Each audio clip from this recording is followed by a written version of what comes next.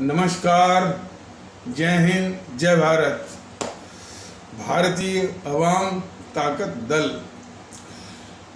अपने भारतीय भाई बहनों अर्थात अपने देश भारत की जनता अर्थात अपनी भारतीय अवाम से भारतीयता आधारित आपसी श्रद्धा, भारतीयता आधारित आपसी स्नेह, भारतीयता आधारित आपसी प्रेम, भारतीयता आधारित आपसी अखलाक मोहब्बत, भारतीयता आधारित आपसी सहयोग, भारतीयता आधारित आपसी सम्मान, भारतीयता आधारित आपसी एकता, भारतीयता आधारित आपसी भाईचारा तथा भारतीयता आधारित आपसी सद्भाव को समझने और उसे आत्मसात करके वैसा ही और उसी अनुसार आचरण एवं व्यवहार करने हेतु और इसके समस्त भारत में प्रचार प्रसार करने हेतु और इसकी अहमियत और महत्व को प्रत्येक देशवासी को समझाकर उसे अपनाते हुए वैसा ही और उसी अनुसार आचरण एवं व्यवहार करने हेतु और प्रत्येक देशवासी को अपना ही भारतीय भाई बहन मानकर, समझकर, अपनाकर उनके साथ वैसा ही और उसी अनुसार आचरण एवं व्यवहार करने हेतु सतत, सदैव और हमेशा अदब के साथ, आदर के साथ अर्ज करता है, विनती करता है। सर्वप्रथम ये इस पर थोड़ा विचार कर लेना आवश्यक है कि जहाँ एक ओर ये भारतीय अवाम ताकत दल ये समस्त भारत में भारतीयता के माहौल को लाने के लिए सन्नद्ध है, प्रयासरत है और इस तरह की मुहिम या आंदोलन अभी YouTube के पैगाम के माध्यम से की कोशिश में लगा हुआ है। हमारे भारतीय भाई बहन भी इसमें शामिल हो रहे हैं और आश्चर्य की बात है कि इस भारतीयता के गुण को, यानी इस मर्म को, रहस्य को यानी बहुत एक बौद्धिक दृष्टिकोण से भी उसको न समझ पाने के बावजूद भी हमारे जो उपेक्षित भारतीय भाई बहन हैं और हमारे जो इस्लाम आस्था वाले भारतीय भाई बहन हैं इसमें बढ़ चढ़ कर के हिस्सा ले रहे हैं। रिपोर्टिंग वो इसी प्रकार है और छिटपुट जो है हमारे देश के कोने कोने से छिटपुट है, वो बड़े पैमाने पर नहीं है, छिटपुट है, लेकिन देश का कोई कोना छूटा नहीं है। तमिलनाडु हो, केरल हो, कर्नाटक हो, आंध्र प्रदेश हो, गुजरात हो और आपका उड़ीसा हो, महाराष्ट्र हो, मध्य प्रदेश हो, आपका उत्तर प्रदेश, बिहार तो खैर है ही, पश्चिम बंगाल से भी, असम से भी, पंजाब से भी है, जम्मू कश्मीर से भी है, हिमाचल प्रदेश से भी है और उत्तरांचल से भी है। वहाँ से भी हमारे भारतीय भाई बहन इसके महत्व को समझ रहे हैं और जो है इस मुहिम में अभी वो शामिल हो रहे हैं। और इतना सभी को बताना जरूरी है कि ये हमारा राष्ट्र भारतवर्ष है जो कि भारत के संविधान के द्वारा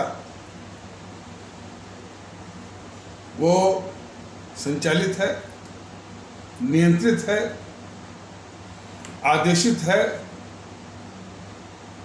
और निर्देशित है। फिर से मैं कह देता हूँ, ये हमारा भारतवर्ष राष्ट्र जो है भारत के संविधान के द्वारा संचालित है, नियंत्रित है, आदेशित है और निर्देशित है। अर्थात दिस इज माई नेशन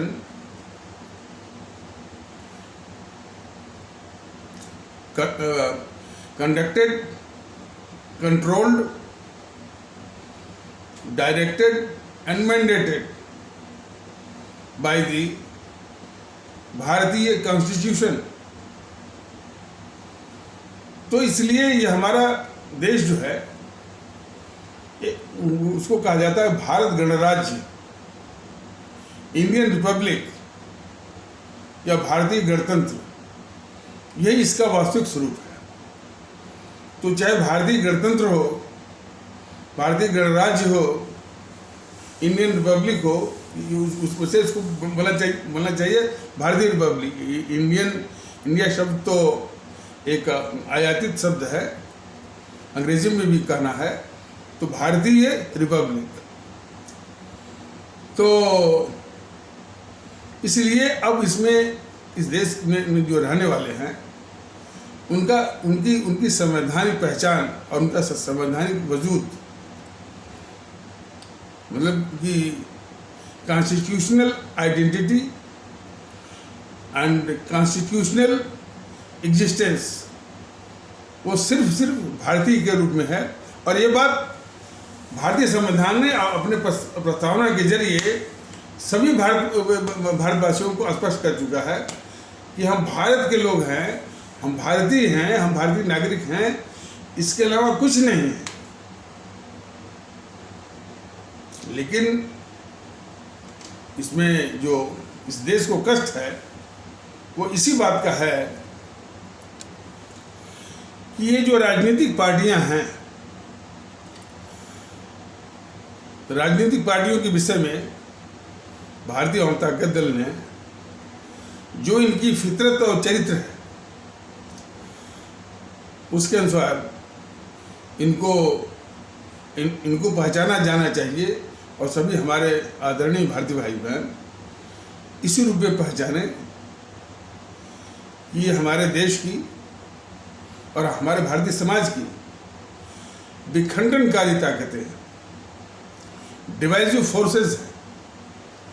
लेकिन उन्होंने चोंगा पहन रखा है, एक आवरण या मुखौटा लगा रखा है जो है राजनीतिक पार्टी का। तो ये जो विखंडनकारी ताकतें राजनीतिक दलों की जो वेश में हैं, उन्होंने कभी नहीं सिखाया हमारे आदरणीय देशवासियों को या आदरणीय भारतीय भाई बहनों या हमारे आदरणीय भारतीय आवाम को कि हमारी पहचान सिर्फ यह है कि हम सिर्फ भारतीय हैं।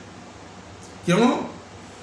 कि हम जो हमारा ये राष्ट्र भारतवर्ष है उसकी जो प्राथमिक इकाई के रूप में जो हम लोग हैं वो भारतीय नागरिक या भारतीय हैं।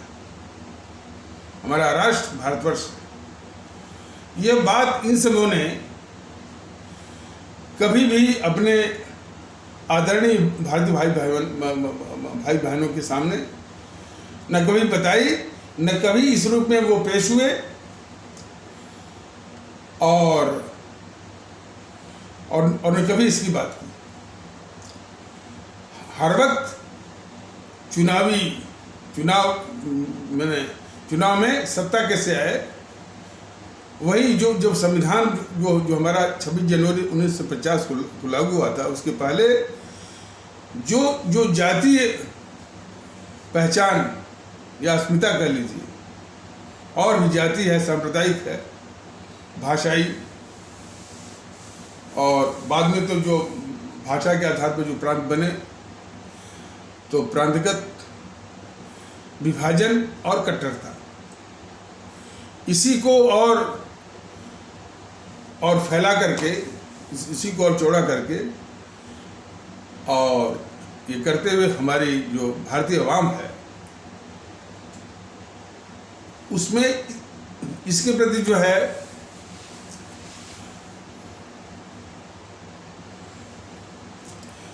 एक अवधारणा भर करके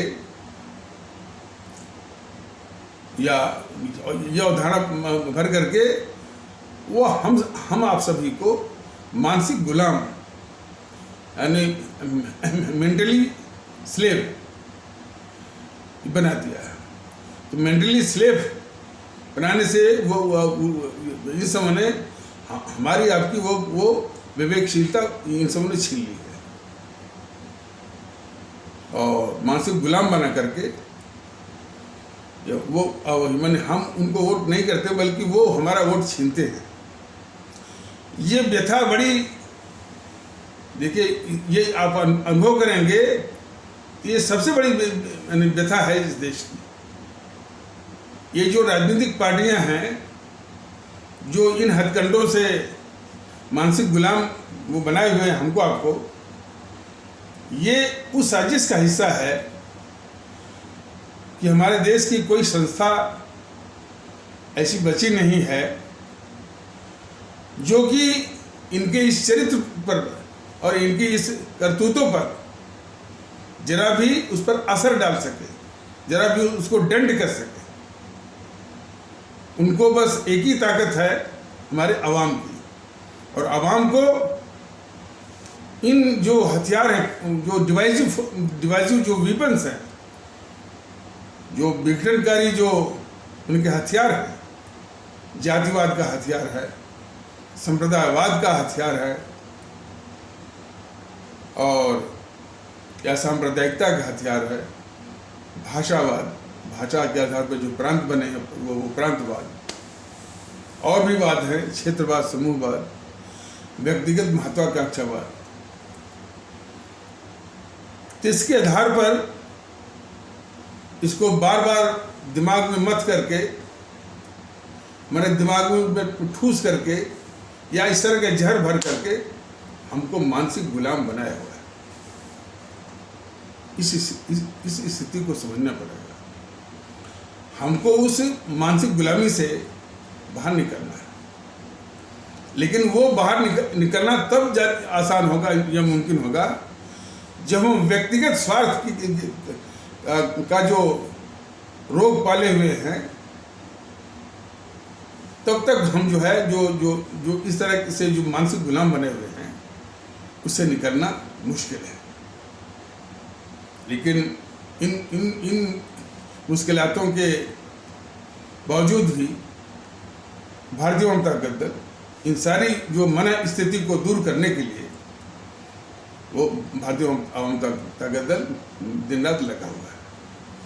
इसका एक पक्ष तो ये है, लेकिन दूसरा पक्ष है ये जो विखंडनकारी ताकतें हैं और अपने इस जो है अपने इन हरकतों से जो सत्ता पर वो काबिज हैं, उनके स्टिकर पर मत जाइए। ये विखंडनकारी ताकत एक जीएनपीसी रही, जीएनपीसी ने इस देश को बांटा। वो भी जीएनपीसी का जो उसमें मुखिया था 1947 के आसपास, तो ये गद्दार जवाहरलाल नेहरू, इसके विषय में कई बार बताया गया है कि यह भारत विरोधी अंतर्राष्ट्रीय साम्राज्यवादी ताकतों का बहुत ही खतरनाक भारत विरोधी एजेंट था। तो ये भारत विरोधी विदेशी ताकतों का, अंतर्राष्ट्रीय ताकतों के मंसूबों को पूरा करने वाला ये उसी मंसूबों को पूरा किया इसने। शुद्धता आप ये जान लीजिए। और उसी के साथ मिला हुआ था ये भी मोहनदास करमचंद गांधी। और इसके बाद इसने क्या क्या नुकसान किया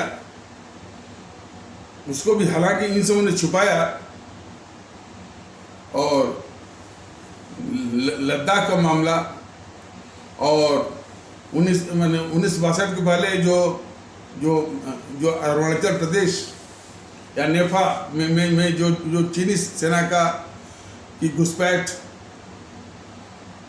तो 45,000 वर्ग मील वो जो है 4-5 हजार वर्ग मील जो और घुसाया था उसके पहले उन्होंने 1962 के पहले।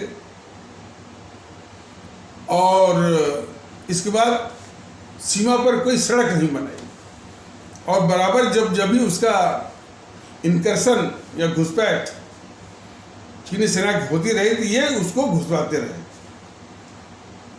तो 1962 के बाद 10-15 हजार वर्ग मील इन देश के दुश्मन जेएनपीसी वालों ने और घुसवाया। आज वही सब हकीकत देश के सामने अपने आदरणीय भारतीय अवाम के सामने सब रखा जा रहा है। इनके करतूतों के विषय में तब इनको बुरा ही नहीं लग रहा है। इनको अपना अस्तित्व बचाने का ये वो अपना अस्तित्व को खतरे में देखते हुए बचाने की जुगत में, और इसकी खासियत तो देखिए, भारतीय अवाम ताकत दल ये पहली बार मैं समझता हूँ, ये मैंने इस भारतीय अवाम ताकत दल के द्वारा पहली बार ये, और इसने अपना नाम भी रखा है भारतीय अवाम ताकत दल। भारत के अवाम की ताकत, भारत के अवाम की ताकत तभी आएगी जब भारत की अवाम एक होगी। और वो एक किस आधार पर होगी? कौन सा मंच है उसको है, कौन सा आधार है, कौन सा प्लेटफॉर्म है? भारतीयता। इसके अलावा और कोई मंच नहीं है जिसके आधार पर पूरे देश में सभी लोगों की एकता स्थापित हो सके। इसी कोशिश में लगा हुआ है, और इसीलिए सब बता रहा है कि हमारा असली वजूद जो है कि हम भारतीय हैं। सब नकली वजूदों से बाहर जो केचुर है, जो स्लफ है, वो उससे बाहर निकलना पड़ेगा। वरना ये इसी तरह से जो है ये समाज में विखंडनकारी ताकतें सत्ता में हमको मानसिक गुलाम बना करके सत्ता पर बैठते रहेंगी, और एसपी सिंह जैसे तमाम लोग वो लोगों को इस तरह से कहते रहेंगे। इस स्थिति में बदलाव नहीं आएगा। स्थिति में तब बदलाव आएगा कि हम जब सभी 135 करोड़ लोग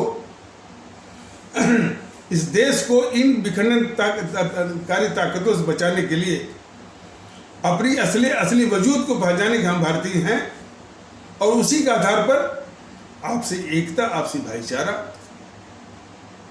आपसी सद्भाव इत्यादि सभी कुछ स्थापित करें, और तब जाकर के एक होकर के इन विखंडनकारी ताकतों को सिखाते हैं। देश की आवश्यकता ये है। और सुनने में आया है कि इस भारतीय एकता का सबसे बड़ा शत्रु, भारतीय एकता का वो पार्टी दिख रही है जो कि अपने को राष्ट्रवादी कहती है, जो कि अपने को देशभक्त कहती है। ये बात सही है। ये भी बात सही है कि देशभक्ति की बात और राष्ट्रवाद की बात भारतीय जनता पार्टी के अलावा और कोई पार्टी करती भी नहीं है।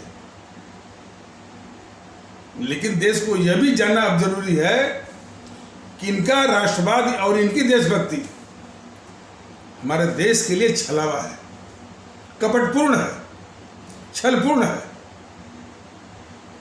यह भी देश को जानना जरूरी है। जरा इसी से अंदाज करिए ना, ये अपने को कहते हैं राष्ट्रवादी। भारतीय एकता से इनको तकलीफ हो रही है। भारतीय जनता ताकत दल बराबर कह रहा है कि भाई इस देश में एकता भारतीयता के आधार पर होनी चाहिए, भारतीय एकता की जरूरत है। लेकिन ये अभी उसी बात पर आमादा हैं, ये कहते हैं कि नहीं, हिंदू एकता की जरूरत है। और यही जहर जो है भर करके ये चुनाव जो है, चूंकि हिंदू सनातन आस्था वाले भारतीय भाई बहनों की बहुतायत है, मेजॉरिटी है, ये वोट छीन रहे हैं और सत्ता पर काबिल है। ये स्थिति है।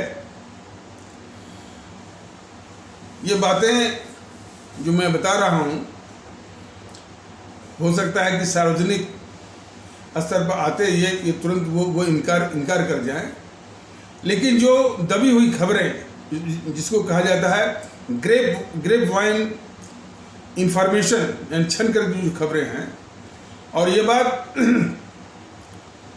जो बीजेपी के जो नेता लोग अपने छोटे भाइयों को सिखा पढ़ा करके भेजते हैं। आई बात और भारतीय जनता दल तो इस तरह की जो हरकतें हैं उनके विषय में सबका नाम लेकर के बताता है, चाहे वो नाम गद्दार राहुल गांधी का हो, गद्दार सोनिया गांधी का हो, चाहे गद्दार प्रियंका गांधी का हो, चाहे अखिलेश का हो, चाहे ममता बनर्जी का हो, चाहे शरद पवार का हो, और कभी कभी इसका भी जो गद्दार है ये दिग्विजय सिंह इत्यादि का नाम वो पब्लिक के अपने आवाम के सामने सरेआम लेता है। इनका इतना भी नैतिक बल नहीं होता। कहते हैं कुछ लोग, ये तुम्हें हिम्मत है तो नाम लो ना। और इस तरह का अहंकार जो इन लोगों का सातवें आसमान पे है, उसको जनता ही खींच के लाएगी। और हालांकि ये भारतीय जनता दल केजरीवाल या आम आदमी पार्टी की करतूतों का सख्त विरोधी है, लेकिन उसके प्रति जब वो उभर रहा था, इन जीएनपीसी वालों का अहंकार देश ने देखा होगा 2013-14 के आसपास, बल्कि हाँ 13 के आसपास। तो ये जीएनपीसी वाले इतने अहंकार में थे कि खास करके वो शीला दीक्षित से जब पूछा गया आम आदमी पार्टी, तो ये सब बोलते थे कि कौन आम आदमी पार्टी, कौन केजरीवाल, ये सब नाबदान के कीड़े हैं। यही भाषा थी, ये सब नाबदान के कीड़े हैं। उसका सलमान खुर्शीद बोलता था कि जो संयुक्त राष्ट्र संघ है वहाँ जाओ और वहाँ चुनाव लड़ के दिखाओ, और कहाँ आम आदमी पार्टी दिखती है। यानी इतने अहंकार के सातवें आसमान पर बैठ के बात करते थे। तो वही अहंकार आज भारतीय जनता पार्टी में है। ये सातवें आसमान पर बैठकर ये अहंकार नहीं बोल रहे हैं, लेकिन ये भूल जा रहे हैं कि असली ताकत भारतीय जनता पार्टी की नहीं है, न जीएनपीसी की है, न भारतीय जनता दल की किसी की है। असली ताकत जो है भारतीय आवाम की है।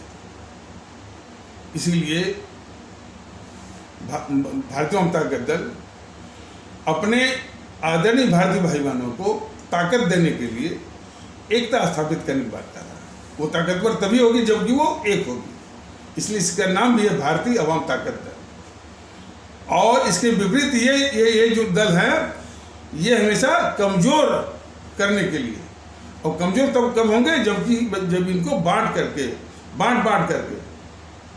बांटने के तो हथियार मैंने बताइए जातिवाद का है, संप्रदायवाद का।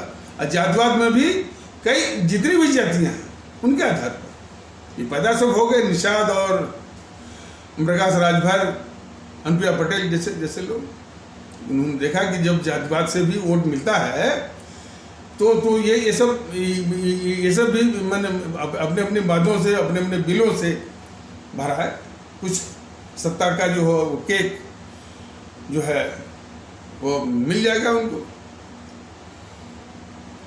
तो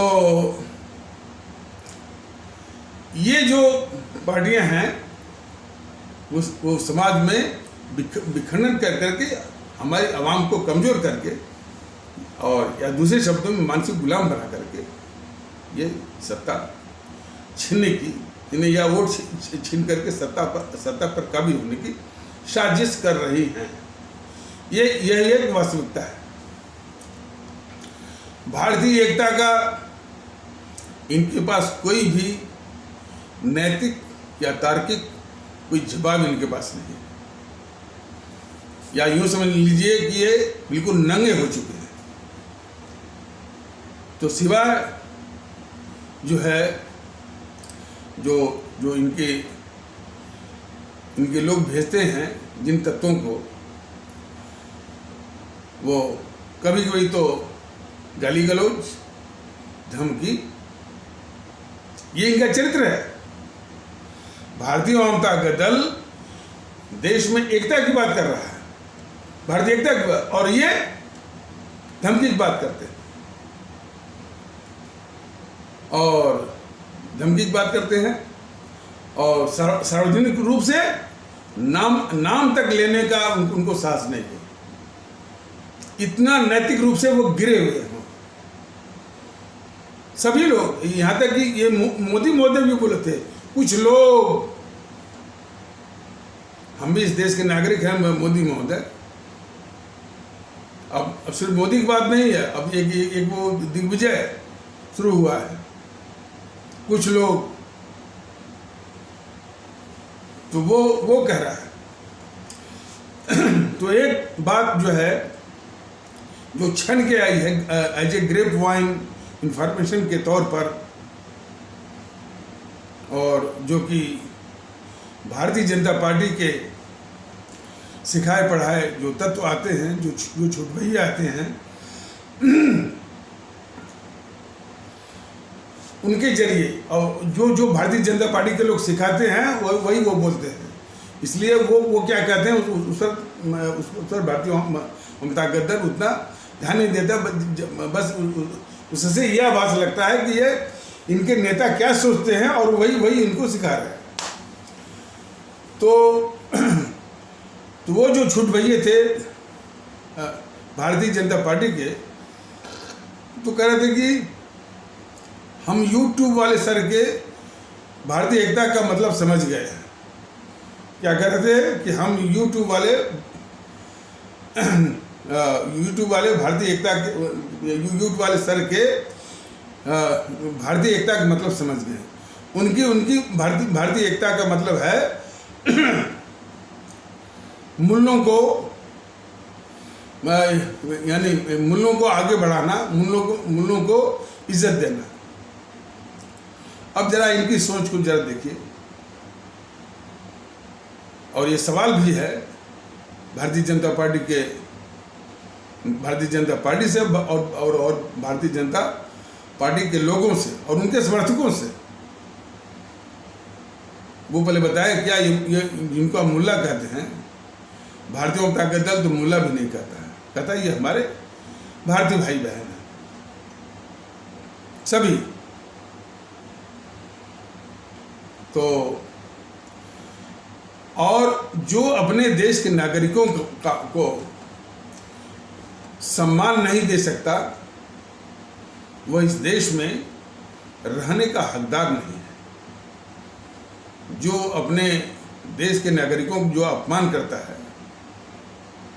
और ये जो छुटभैये हैं या जिनको सिखाया पढ़ा जाता है, आप लोगों ने सुना होगा, इन्हीं द्वारा कहलवाते हैं कि ये पंचर पुत्र हैं, इन्हीं द्वारा वो कहलवाते हैं कि ये मियाँ हैं, ये कटुआ हैं, और उसके आगे बढ़ कर के ये पाकिस्तानी हैं, ये जिहादी हैं, और ये गद्दार है। इन्हीं द्वारा पूरे समाज को कहते हैं।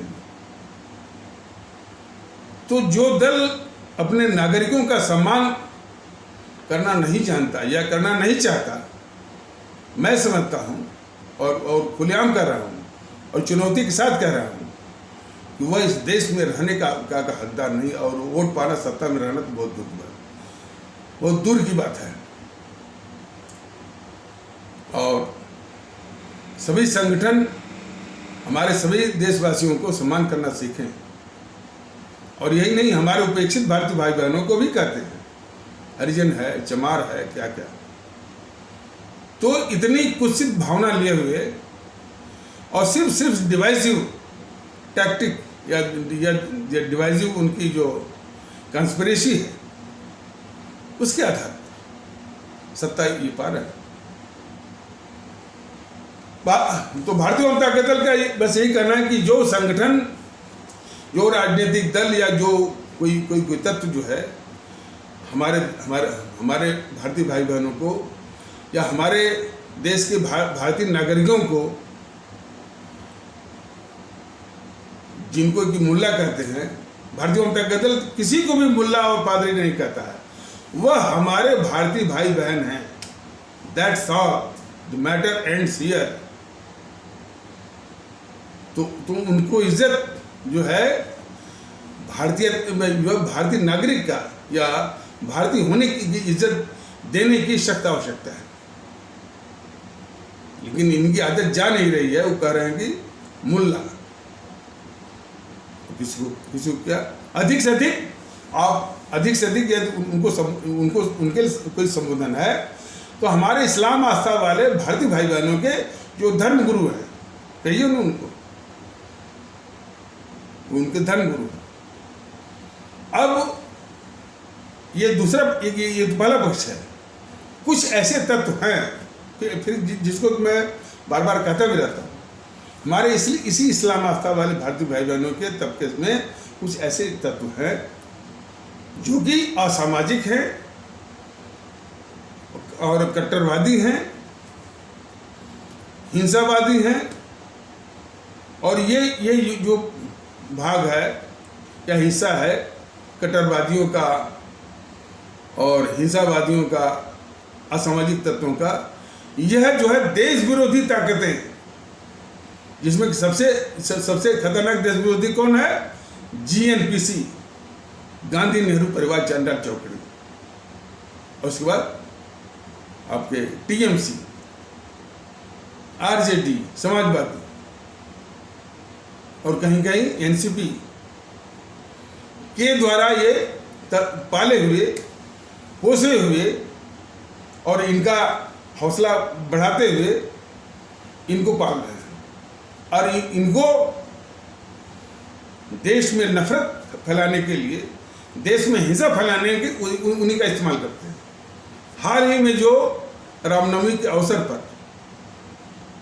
आप लोगों ने देखा होगा कि रामनवमी या नवरात्रि एक बहुत ही पवित्र, भारतीय मान्यता के अनुसार एक बहुत पवित्र एक अवसर है नवरात्रि, जिसका कि रामनवमी उसका आखिरी दिन होता है।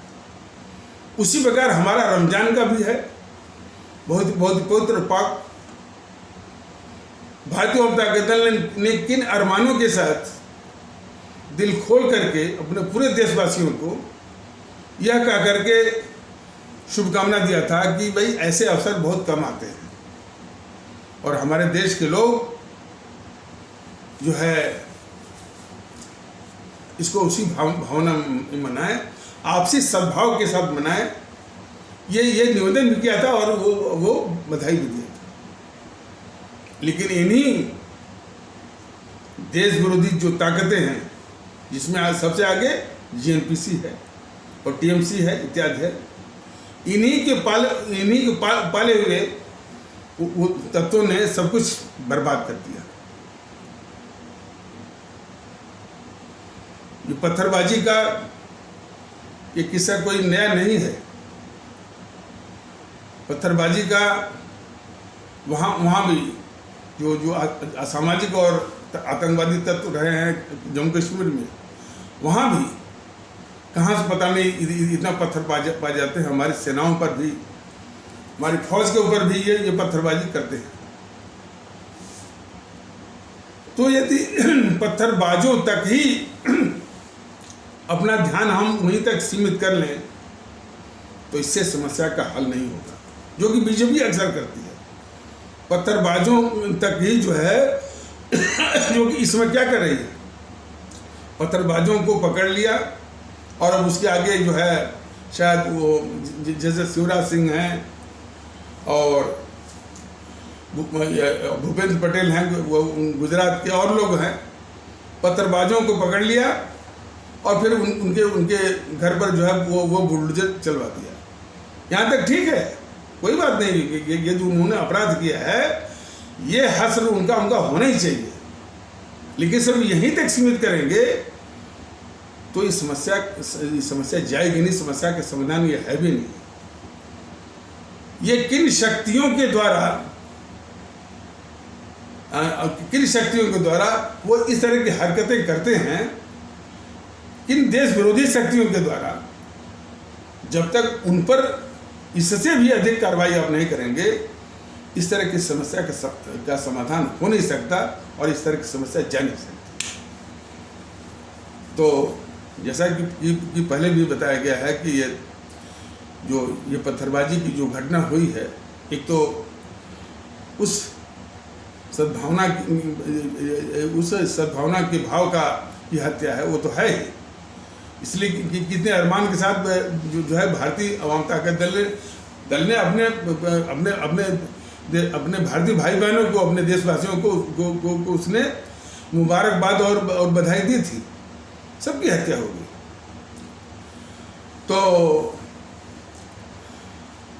तो यदि तो ये पत्थरबाज जो है किसकी शह पर, किससे ताकत लेकर के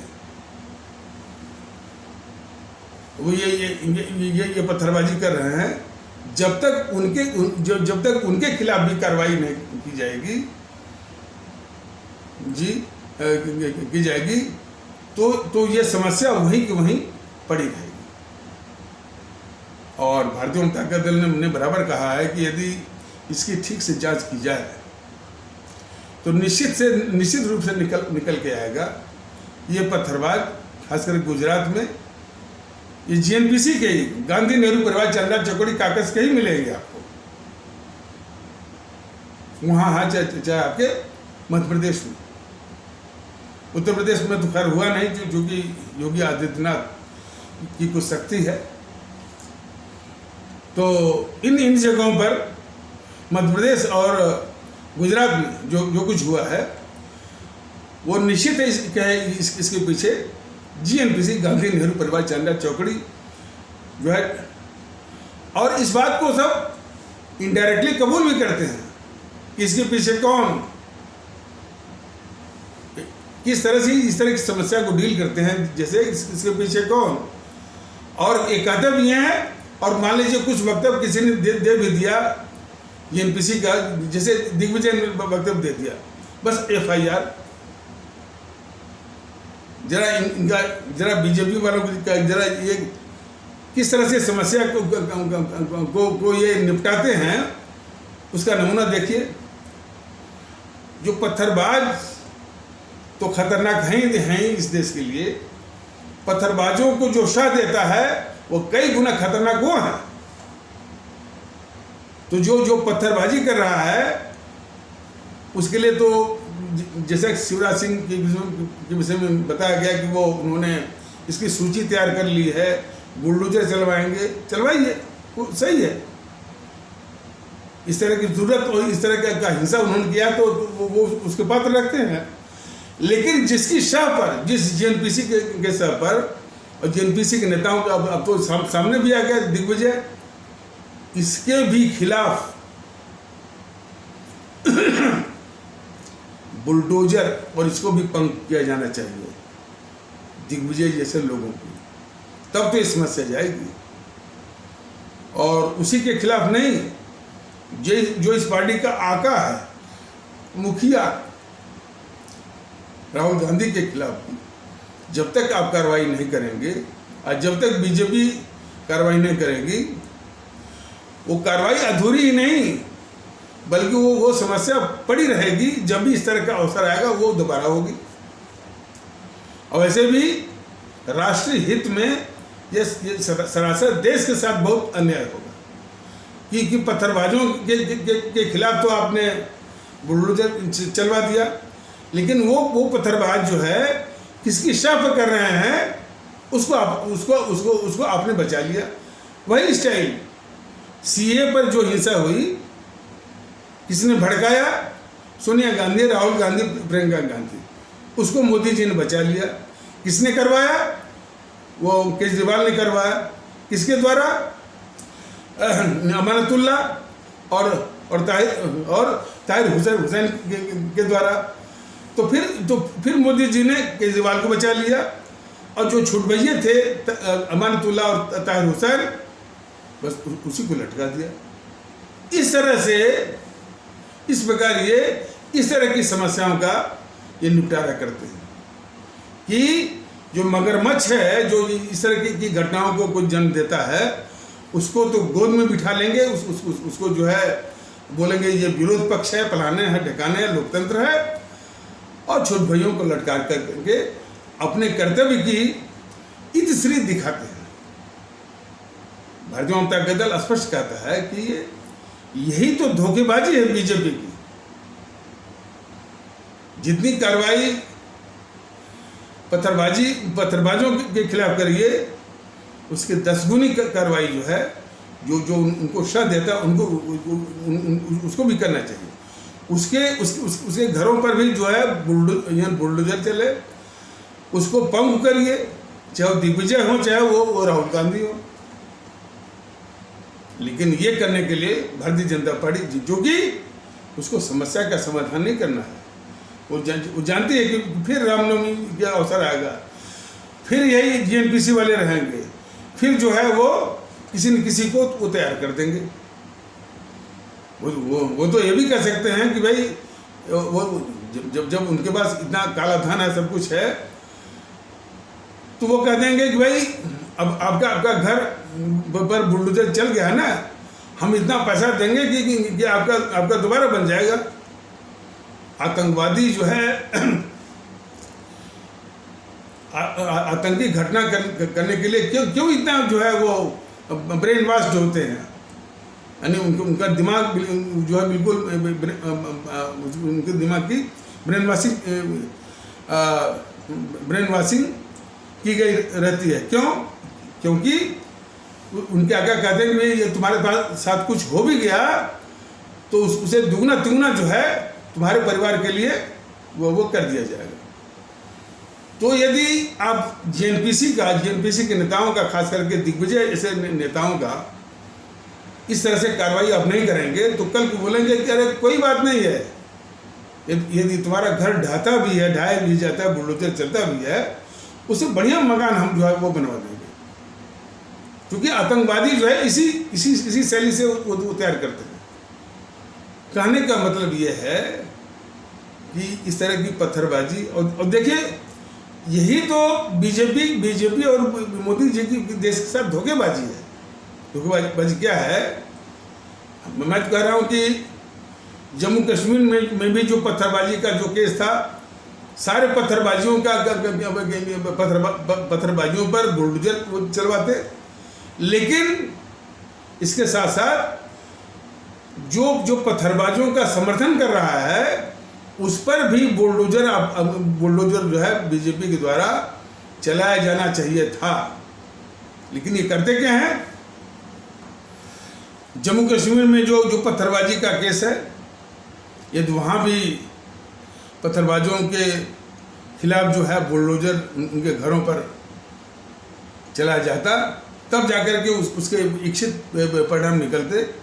और सिर्फ पत्थरबाजों के खिलाफ नहीं, पत्थरबाजों को जो शह देता है, तो पत्थरबाजों का सीधे जो है वो समर्थन वो फारूक अब्दुल्ला ने भी किया, उमर अब्दुल्ला ने भी किया, और महबूबा मुफ्ती ने तो किया ही।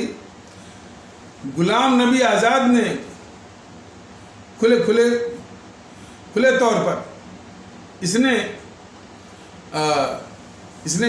खुले तौर पर इसने समर्थन किया पत्थरबाजों का।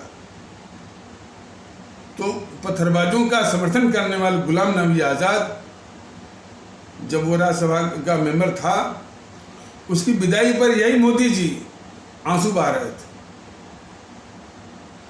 तो पत्थरबाजों के समर्थन करने वाले के लिए जब मोदी जैसे लोग आंसू बहाएंगे, तो पत्थरबाजों को हौसला बढ़ाने वाला, उसको उत्साह देने वाले का और हौसला का और हौसला भाई बढ़ेगा। यही तो दोगलापंथी है या देश के साथ धोखेबाजी है। पत्थरबाजों को खूब दिखाया, पत्थरबाजों को कौन शाह दे रहा है उसको गोद में बिठाया। देश को इससे बड़ी तकलीफ है।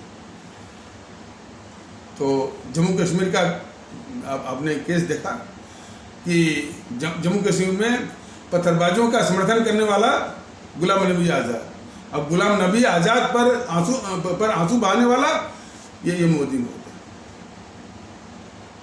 इस तरह से इतनी गंभीर समस्याओं का ये निराकरण करते हैं ताकि समस्या बनी रहे।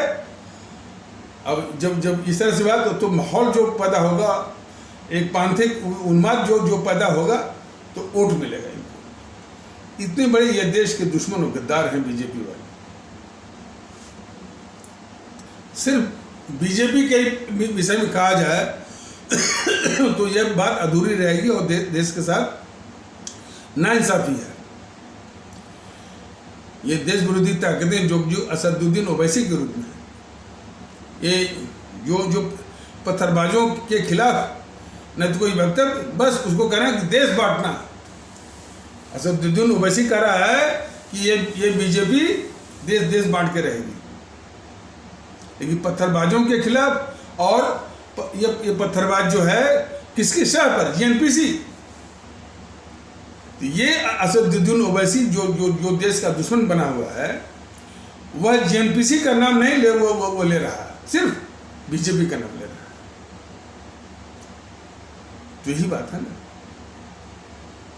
ये सब जो है, ये समाज के कितने बड़े शत्रु बने हुए हैं। पत्थरबाज है, जो भी पत्थरबाजी जो है हमारे सामाजिक समरसता को तोड़ रहा है। और ये पत्थरबाज जो है किसी के द्वारा सह पा करके ऐसा कर रहे हैं। तो जो सह दे रहा है उसके भी खिलाफ इससे 10 गुना कार्रवाई करने की आवश्यकता है। लेकिन यही कार्रवाई बीजेपी न करके उनको अपने गोद में बिठाती है, उनकी रक्षा करती है, दिग्विजय को भी बचाती है।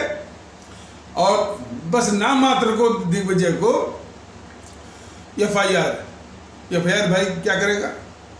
सैकड़ों एफआईआर लेके तो घूम रहा है ये राहुल गांधी। कितने एफआईआर क्या करेगा? पत्थरबाजों पर तो जो अब चला रहे हैं बुलडोजर, अब बस इनके खिलाफ बस एफआईआर। दिग्विजय जैसे लोगों के खिलाफ भी जो बुलडोजर चल रहा है वो पत्थरबाजों के खिलाफ, उससे 10 गुना दिग्विजय जैसे लोग जो कि पत्थरबाजों को तैयार करते हैं, ऐसे लोग जो है जो शर्त देते हैं पीछे से और कभी कभी पब्लिकली उनको सपोर्ट भी करते हैं, उनके खिलाफ भी बुलडोजर चलना चाहिए और उनको देश के हित में उनको पंगु किया जाना चाहिए।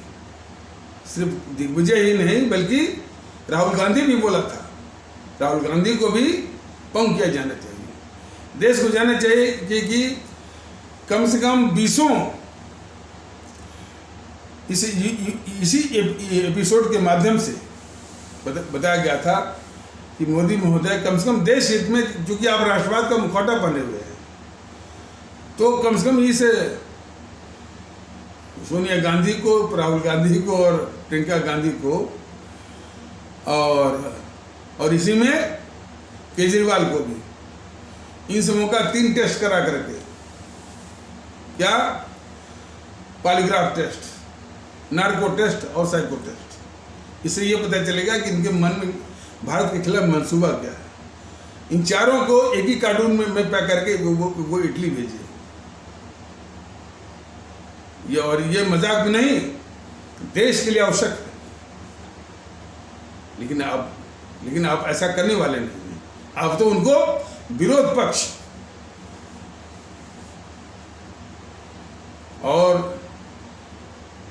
इतना घटिया किस्म का उनका एक वक्तव्य उनका मैं देख रहा था, तो वो लोकसभा में कह रहे थे कि ये कांग्रेस वाले कहते हैं कि भाई मैं नेहरू के विषय में कुछ नहीं बोलता।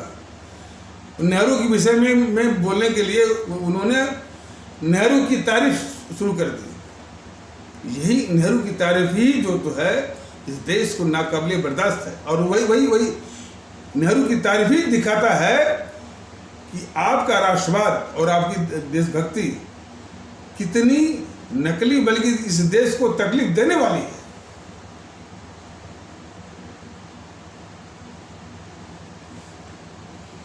यदि नेहरू और सुभाष चंद्र बोस इत्यादि की कहानी बताई जाए, तभी तो इस नेहरू की गद्दारी, मोहनदास करमचंद गांधी की गद्दारी देश के सामने आएगी। और हालांकि उसका कुछ हिस्सा जो भारतीय जनता दल ने लाने की कोशिश की है, लेकिन इसी से स्पष्ट हो जाता है कि आपका देश के प्रति यानी क्या भावना आपकी है, क्या आप चाहते क्या है।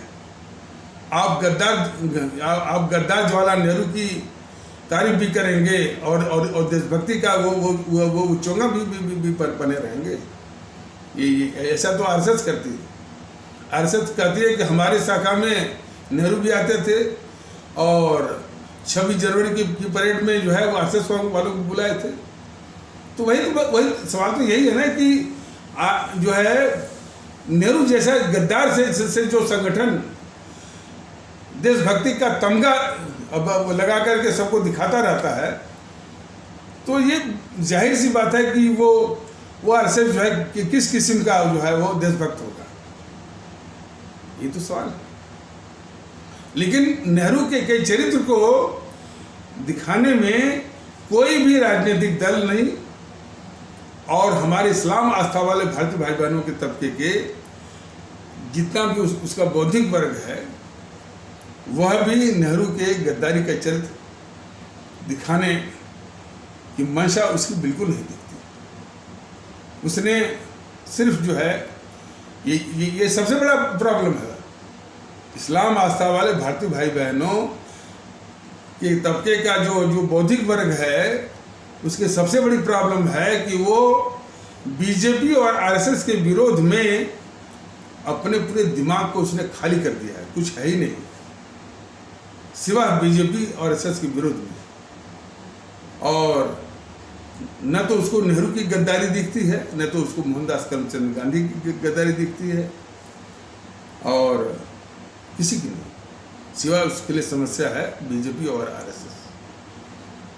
यही तो दुख रहा है। आखिर नेहरू को बचाने के लिए कितनी बड़ी फौज है, इसको देखने की आवश्यकता है।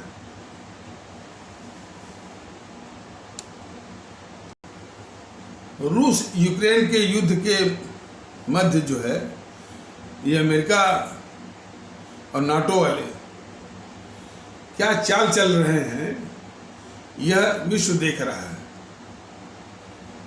वो एक और चाल चल रहे हैं कि भारत को दबाव में लेकर के ये वो चाहते हैं कि भारत जो है रूस के खिलाफ हो जाए। ये अमेरिका वाले या ब्रिटेन वाले ये भूल जाते हैं कि सन 1971 के भारत पाकिस्तान युद्ध के दौरान इनकी क्या करतूत रही है पाकिस्तान के पक्ष में, और अपने सातवां बेड़ा जिसमें कि कई लड़ाकू विमान होते हैं बंगाल की खाड़ी में और अरब सागर में जो भेजा था भारत को धमकाने के लिए, वह देश भूलता नहीं है। तो इनके चरित्र को भूलता नहीं है। अमेरिका का जो सबसे बड़ी उंगली जो दबी हुई है कि भारत उसके लिए सबसे बड़ा वो बाजार है, मार्केट है, जिसको किसी भी हालत में अमेरिका और अमेरिका के उद्योगपति इसको खोना नहीं चाहेंगे। ये सबसे बड़ी उंगली उसकी है, अमेरिका की जो दबी हुई है भारत के नीचे, वो क्या है भारत का बाजार। तो वो इसको भी काम करना चाहता है और तमाम तरह तरह के दबाव डालना चाहता है कि ये रूस के खिलाफ खड़ा हो जाए भारत। और शायद वो जयशंकर साहब जो हमारे विदेश मंत्री हैं वहाँ पर गए और वो शायद किसी नेता से नहीं मिले, किसी मैंने जो बाइडेन और जो वहाँ का विदेश मंत्री था ब्लिंकन, उसे मिले नहीं, बल्कि वहाँ पर उन्होंने प्रेस कॉन्फ्रेंस की और उसी प्रेस कॉन्फ्रेंस में जब किसी पत्रकार ने पूछा कि साहब जो है आप जो आक्रामक है रूस के साथ आपका जो है तेल की डील हो रही है और आप उससे तेल ले रहे हैं, उन्होंने कहा कि अरे भाई जो महीने भर में हम जो है रूस से तेल लेते हैं वह एक झटके में वो जो है आपका पूरा यूरोप वो ले लेता है। तो जो यूरोप तेल ले रहा है रूस से, तो पहले उसको देख लो भैया।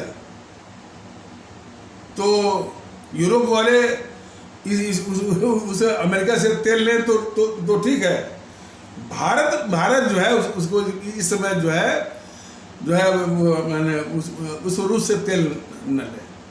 तो इनकी दोगलापंथी को यूरोप वाला और अमेरिका की दोगलापंथी को हमारे विदेश मंत्री श्री एस जयशंकर जी ने बड़ी कुशलता के साथ वो आईना दिखाया उनको। और भी जो इधर जो वार्तालाप हुई है, शायद राजनाथ सिंह भी गए थे, जयशंकर जी भी गए थे, और जो बाइडेन और मोदी महोदय की जो बात हुई थी तो काफ़ी अच्छा स्टैंड है कि भाई भारत जो है इसमें भारत तो यही कह रहा है ना भाई कि इसका जो हल होगा वो बातचीत से ही संभव होगा, युद्ध जो है वो रुकना चाहिए और रूस के हितों को भी हम अनदेखी नहीं कर सकते।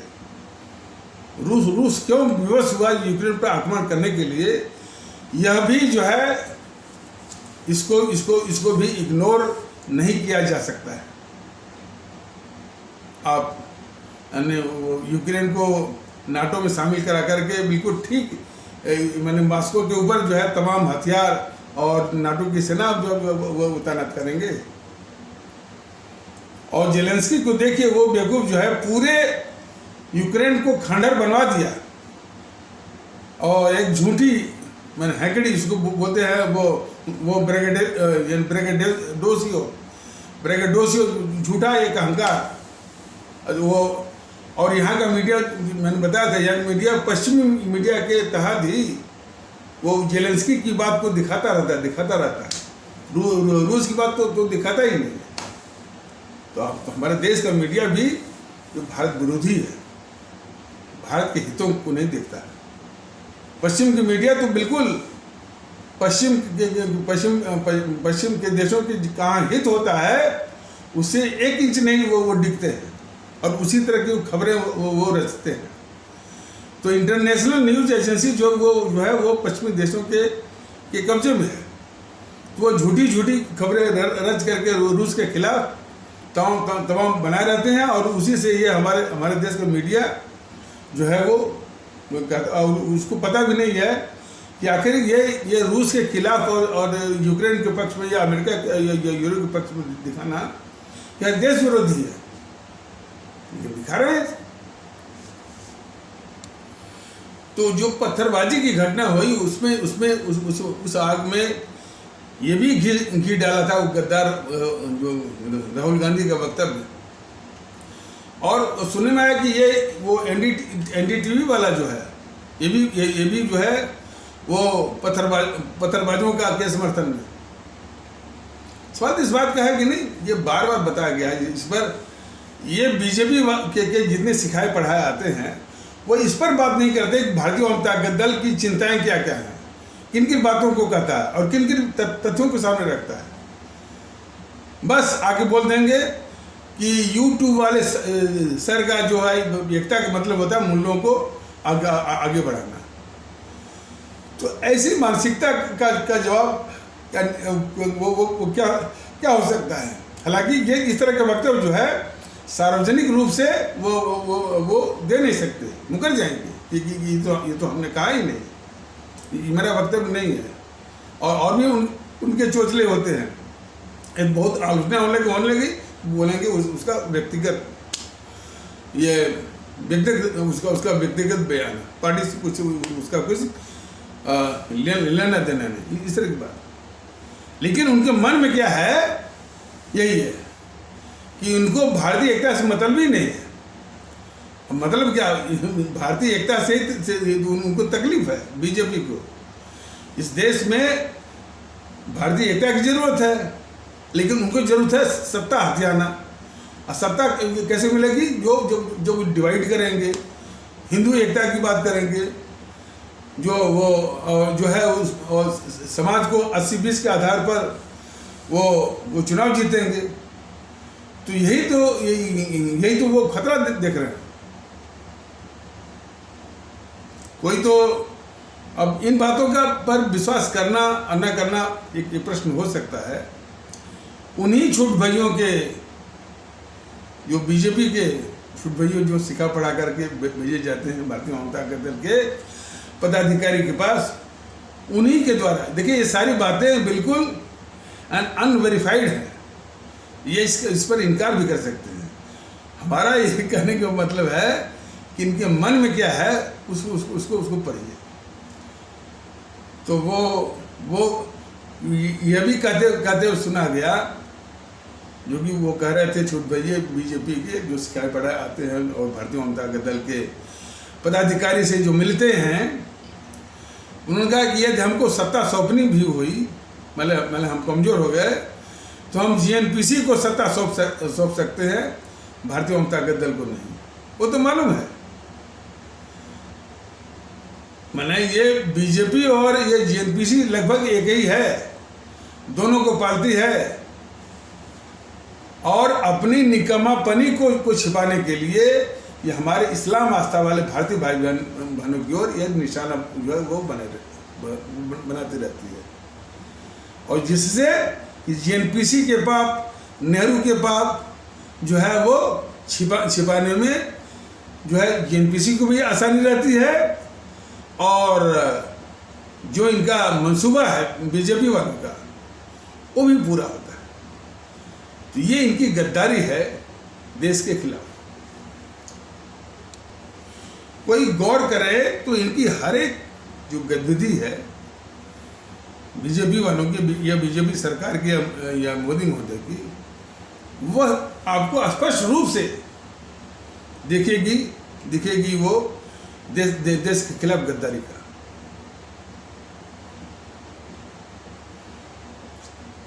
इनको पता है कि यदि सुभाष चंद्र बोस को हम आगे लाएंगे तो फायदा होगा कि पूरे देश में वो देशभक्ति का एक माहौल आएगा। और ये देशभक्ति चाहते नहीं है, देशभक्ति का मुखौटा पहन करके देश विरोध, भारत विरोधी गतिविधि में लिप्त रहें। और वरना यदि सुभाष चंद्र बोस की बात आएगी तो ये तुरंत ही ये बेनकाब हो जाएंगे। तो सुभाष चंद्र बोस का नाम तो ये भुनाएंगे, और कैसे भुनाएंगे? उनके देखिए वो नाम ये भुनाते कैसे हैं? उनके जन्मदिन को बता देंगे पराक्रम दिवस। जो गद्दार मोहनदास करमचंद गांधी है उसको राष्ट्रीय दिवस के रूप में बनाएंगे। यदि बहुत दबाव बढ़ेगा तो क्या करेंगे कि सुभाष चंद्र बोस के जन्म दिवस जो 23 जनवरी है उसको गणतंत्र दिवस से जोड़ देंगे। कोई इनसे नहीं पूछता कि भाई गणतंत्र दिवस से सुभाष चंद्र बोस के जन्मदिन को जोड़ने का क्या मतलब है, बताओ ना। वो तो एक जो है वो क्रांतिकारी थे, और यह एक संवैधानिक प्रोसेस है, संविधान बनाना जो है। लेकिन इसी तरह की ये धोखापट्टी देश के साथ करेंगे। और स्टैच्यू ऑफ यूनिटी, अब तो कई चैनल जो है ये अपने जो मुख्य जो स्टार्टिंग उनका होता है तो वो स्टैच्यू ऑफ यूनिटी को भी दिखाते हैं।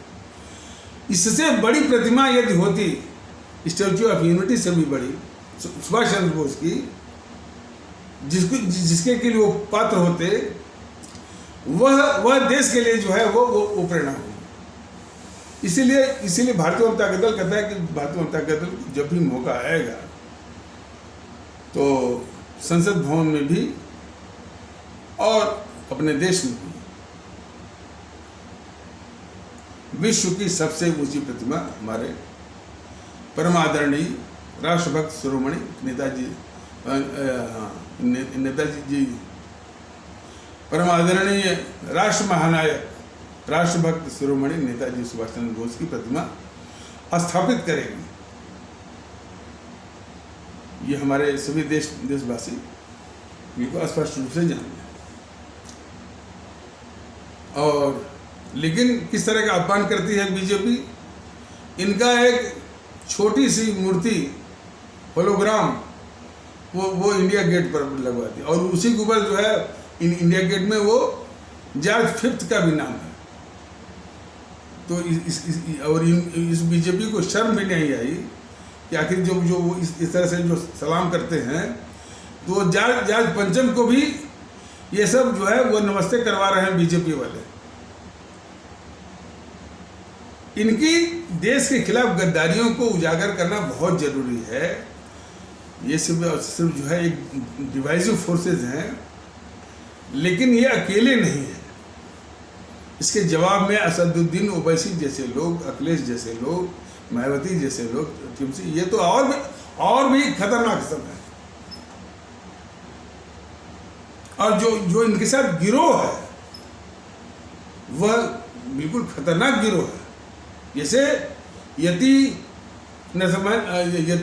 नरसिम्हानंद सरस्वती नाम इसने रख लिया है, यति नरसिम्हानंद सरस्वती, लेकिन है वो अपराधी दीपक त्यागी।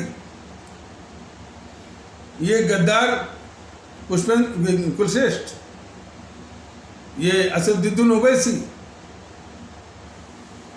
तो इस तरह की देश विरोधी और देश के लिए घातक ये ग्रुप जो हैं निर्बाध रूप से भारत विरोधी गतिविधियों में लिप्त हैं और सक्रिय हैं। और वही नहीं, फिर पत्रकारों का एक गिरोह है, पत्रकारों का एक गिरोह है, मीडिया का एक गिरोह है, बौद्धिक वर्ग का एक गिरोह है। ये हमेशा देश के खिलाफ ही, देखिए अब इसमें भी बीजेपी की गद्दारी है और मोदी जी की बीजेपी वालों की गद्दारी है। ये सभी भारत विरोधी ताकतें हैं। चाहे एनडीटीवी टाइप के जितने भी आपके इलेक्ट्रॉनिक मीडिया के चैनल हैं, वो पत्रकारों का जो गिरोह है, आपका रवीश कुमार है और आपका श्रीनिवासन जैन है, संकेत उपाध्याय, निधि राजदान और निधि कुलपति, आशुतोष, अजीत अंजुम और शरद प्रधान, आलोक जोशी, मुकेश कुमार, अमरीश कुमार, तमाम हैं, करीब 40 से 41 का ग्रुप है। वह निश्चित रूप से वह भारत विरोधी ये सब गैंग है, गिरोह है। पत्रकारों का हो गया, उस प्रकार आपका मीडिया का हो गया, बौद्धिक वर्ग का भी है, जिसको कि मैंने मीडिया ने नाम दे रखा है कि ये अर्बन नक्सल्स हैं, बौद्धिक वर्ग हैं या इंटेलेक्चुअल टेररिस्ट हैं, जो भी नाम दिया। ये सब के सब जो है मोदी राज्य में सब पाले जा रहे हैं। अब वो तो पाले ही नहीं जा रहे हैं, इनकी रक्षा कैसे करते हैं ये इनका साजिश जरा देखिए। ये सारी भारत विरोधी ताकतों को ये बीजेपी वाले कहते हैं कि यह भारत विरोधी नहीं है, भारत के गद्दार नहीं है, ये सिर्फ मोदी विरोधी है। अब बताइए, जो देश के लिए जो देश विरोधी हो तो देश विरोधी होना जो है कितना बड़ा पाप है और कितना देश के लिए वो त्याज्य है, और उसको उसी रूप में देखा जाना चाहिए, और उसका कम से कम इंतजाम हो कि या तो पंख करके देश के बाहर उनको निकलना चाहिए। तो ऐसी ताकतों को किस तरह से बीजेपी बचाती है, कहती है कि यह देश विरोधी या भारत विरोधी नहीं है मीडिया, यह मोदी विरोधी है। किसी व्यक्ति का विरोधी होना और देश का विरोधी होना,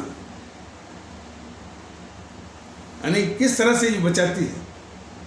यदि एनडीटीवी का वो रवीश कुमार को देश ये जानता है कि नहीं भाई ये भारत विरोधी है, देश विरोधी है, बीजेपी कहते ना ये देश, न तो ये देश विरोधी है, न तो ये भारत विरोधी है, हाँ ये मोदी विरोधी है। इस तरह से ये बीजेपी जो है देश विरोधी ताकतों को बचाने का ये शील्ड एक यानी रक्षा कवच तैयार करती है। तो कितनी बड़ी गद्दार है ये बीजेपी। और इतना ही नहीं, इसी तरह की इसी लाइन पर वो सब भी इसी लाइन को दोहराते हैं। रवीश कुमार क्या कहता है, हम भाई देश विरोधी नहीं हैं, ना तो हम भारत विरोधी हैं, चूंकि हम मोदी का विरोध करते हैं इसलिए लोग हमको देश विरोधी करते हैं। सेम लाइन जो बीजेपी की लाइन है और जो इस देश का गद्दार जो है वो रवीश कुमार, और इस कुमार ने बल्कि और कन्हैया कुमार जैसे लोग वो तो ये कहता है कि हमको गद्दार इसलिए कहता है कि चूंकि मैं मोदी का विरोधी हूँ। तो बीजेपी वालों के द्वारा जो बचाने का जो षड्यंत्र है, उसी षड्यंत्र में यानी ये देश विरोधी ताकतें भी शामिल है। तो यही जानना है। अच्छा, ये टॉपिक छूट गया कि जो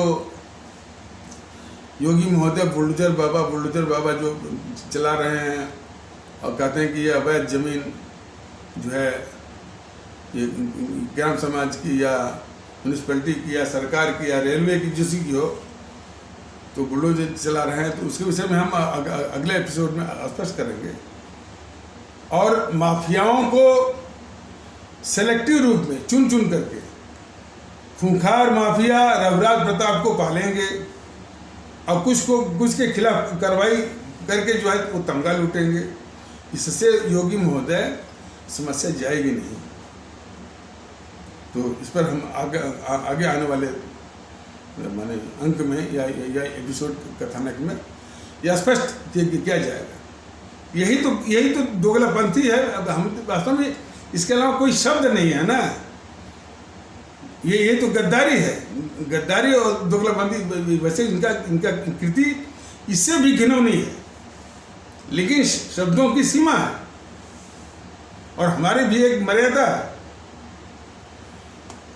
लेकिन किसी भी हालत में भारतीयता लानी है, भारतीय एकता स्थापित करनी है।